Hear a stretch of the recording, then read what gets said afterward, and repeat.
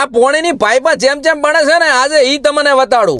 એ રોમ રોમ કહું બાને કસારીને તો આજે હું આવી ગયો છું સિગ્મા પ્લાસ્ટિકની પાઇપની ફેક્ટરીએ ભાઈ। તો ભાઈ આજે હું તમને બતાડીશ કે ખેતરમાં જે પોણીની પાઇપમાં આવે છે ને ઈ જેમ બને છે। તો ભાઈ મારી હોમે જે આ પડી છે બોરિયા એની અંદર કાચું મટીરિયલ છે ને ઈ આ મશીનમાં નાખવામાં આવે છે। એમાંથી આવો ધોળો પાવડર નીકળે ને ઈ વાર બીજા મશીનમાં નાખવામાં આવે અને આ ભળાઈ ડાઈ છે આમાં 2 થી 8 ની પાઇપો બને છે એના બીબા કહેવાય એમ। પછી જે ઓલો પાવડર ની વાત કરી આ મશીનમાં જાય છે ને આ મશીન છે એની અંદર જેટલું ટેમ્પરેચર કરવાનું આવે ઈ આ ભાઈને જ ખબર પડે આપણને ખબર ના પડે ભાઈ। તો ટેમ્પરેચર સેટ કરી નાખે એની જેડે આ ડાય ની અંદર પાઇપમાં તૈયાર થઈ જાય પાછી 1 મિનિટમાં ભાળો તો પાઇપ તૈયાર થઈ જાય છે ને હમણાં પોણી પડે છે એટલે ગરમ પાઇપ હોય ને એટલે થોડીક ટાઢી કરે એના ઉપર પોણી નાખવામાં આવે। આ મશીન ખેંચવાનું છે એટલે પાઇપ તૈયાર થઈ જાય એની જેડે ખેંચે આ પટ્ટા ઉપર અને ભાળો તમે આ મશીન એમ કહેવાય કે ધેમે આ પાઇપ ને ખેંચે છે અને એની જેડે વરે બીજું મશીન આવે અહીંયા ઢગણ પાઇપ ઉપર બધી પ્રિન્ટ થાય છે એટલે જે તે કંપનીની હોય દાખલા તરીકે આ સિગ્મા પાઇપ ગોલ્ડ 110 mm એટલે આ સિગ્મા પાઇપ નો માર્કો ઉપર આવી ગયો અને પાઇપ તૈયાર થઈ ગઈ। આ પ્રિન્ટિંગ મશીનમાં કલર ઉદો નાખેલો છે। ઓમણીકો ટ્રેક્શન મશીન છે